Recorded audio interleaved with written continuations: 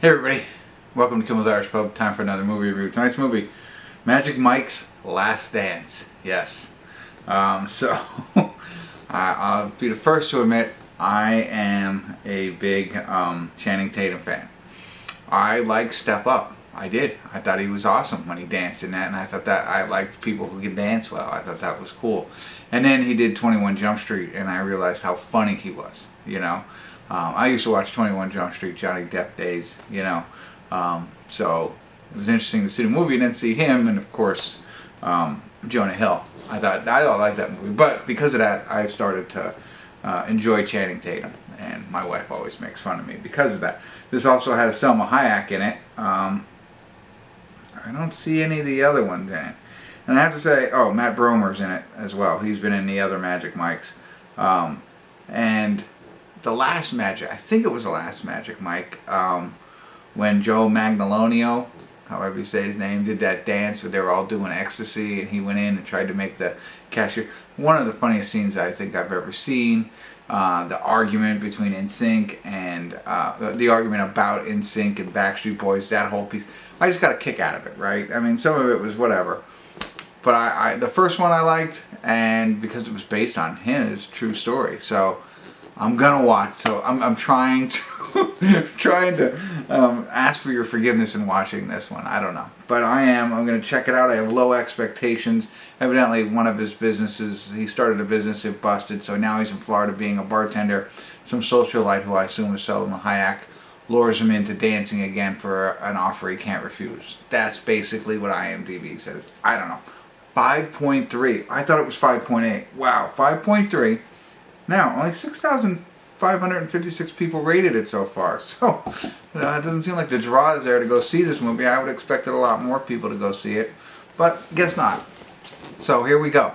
I'm going to check it out, see what it's about, and hopefully let you know if it's worth watching. Going in low, hopefully it comes out high. Stick around. I'll be back. Hey everybody, I want to do a quick check-in here. We're watching Magic Mike's Last Dance. We're at the 1 hour, 1 minute, and 26 second mark. So quick check-in here to give you a little background on really what it's about. Magic Mike, as we know, was bartending because of whatever fell through. And Salma Hayek, who's so rich, she's married. She married into wealth, right? But her and her husband are going through a divorce. And she was in, I forget, Florida, right? Well, you know, she's going through a lot of stuff, so she asks him to dance for her and recognizes his talent. Very long and uncomfortable scene, but recognizes his talent and basically has him go back to London, where she owns a theater that she wants to basically put on the Magic Mike show, essentially. You know, work in some, they do a play there right now, so actual theater happens, and she wants to transform it into this. And so she makes him the director. So really, that's what it's about. Now she has a daughter who's in here, the husband who doesn't live there. They all play characters, a chauffeur, so on and so forth. But essentially he's trying to get dancers to come in. He's trying to choreograph this entire dance. That is going to be a male stripper show, like the Chippendales, essentially, in a sense. You know, but in their style, a little, I guess, not as Chippendale-ish as it is more dancing, whatever. So, and of course there's a connection between the two of them, but they have an agreement that they can't be together. And that's really what it's all about. There is probably the best scene so far is when they're, as you can imagine, when they're interviewing, or when they're trying out, when the dancers are trying out. Sorry. You can see them dance. And I think that's the coolest part is, you know, I love seeing the dancing parts. One other quick thing, he does a Zoom meeting with all the old dancers, you know, Joe, Kevin Nash, and Matt Bromer, and one other guy. I forget who the other guy was. So, you know, that kind of stuff isn't in it. There's not a lot of humor. It's more of a, I don't know, drama than it is a comedy, I think, at this point. So, not that they were comedies, the last couple, but they were funnier. And it's not heavy in the cool dancing. that I normally like to see. So that's where we are so far.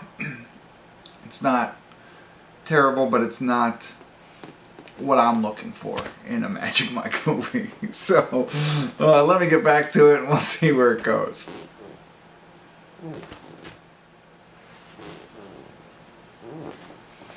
Hey everybody, we're at the credits of Magic Mike's Last Dance, and it's comical, but probably not in a good way.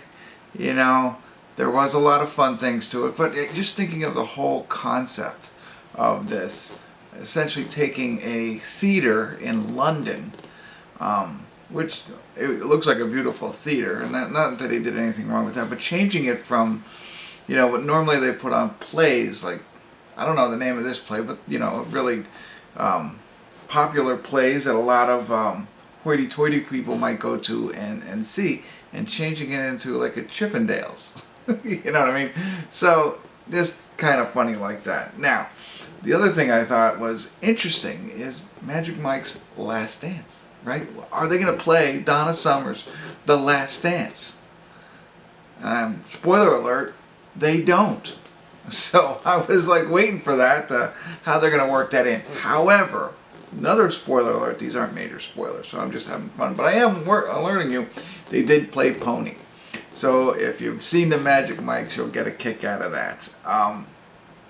So, it's hard. I enjoyed a lot of this movie. Salma Hayek, 57, she still looks fantastic. And you can see people, you know, who, you know, age gets to a lot of people, obviously, right? And a lot of people do things to try and make themselves look younger. And maybe she does, but you can't tell. Like, I couldn't, I mean, yes, don't get me wrong, people, Botox, facelifts, whatever, pulls, drags, whatever, and makeup, I mean, but you can usually tell. In this case, you can't. She doesn't look, she looks the same as she's always done, so I applaud her. Channing Tatum does break out his moves, which is great. A lot of it is the stripper type dancing, and at the end of this, we get a lot of the cool dancing again. So, you know, they do it there. It is erotic at times, which is kind of but a lot of the moves are really cool, and I do enjoy that aspect, as I said before. And I'm also a little jealous, right? So you're watching these guys, it's like, man, you know, they're good looking, they got the genetics, they got the body, and they can dance. Like, I'll take one of those things, well, any one of those traits, you know what I mean? But they got all three of them. Of course, that's why they're in Magic Mike, but you know, there are people out there that get all of these great traits, and here we are, back here making YouTube videos in our basement about movies. But, what was one other thing? Oh, so here's the other thing. So besides the entire, I don't know, plausibility of this whole movie, of this kind of thing happening, and this is a little down on the movie, there's a narration. It's the daughter, she narrates the entire movie. Like, I heard it, but it didn't draw me in. I wasn't listening. I wasn't hearing it, as they say. I wasn't listening to it, you know. And then there's a dance at the end that kind of, they do flashbacks, you know, about you know, relationship and stuff like that. And I think the idea is to make the movie more deeper than what I felt it was. I didn't get that deep connection that I think we were supposed to, and it could have just been me, but I didn't get that connection. I mentally get it, but not emotionally. I wasn't tied to these two characters, you know, being together for a month and being like, this is the greatest thing ever. You know what I mean? Like, and I think they tried to do that with, again, the narration, the flashbacks, the dance, and all that kind of stuff. I just didn't feel it. I don't know why. And it's, you know, it could have just been me. And it's amazing, though, how people can do that. Like, things people you don't even know, characters you've never even seen before on a screen, and they draw you in and make you feel everything. That just didn't happen here.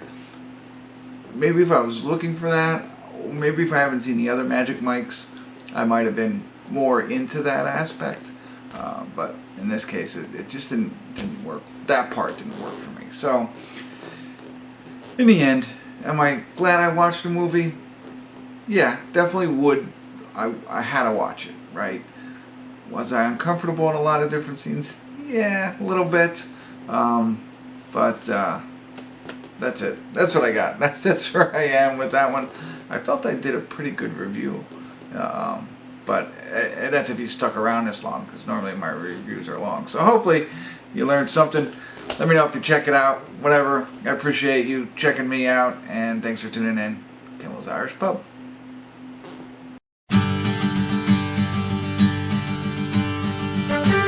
Thank you.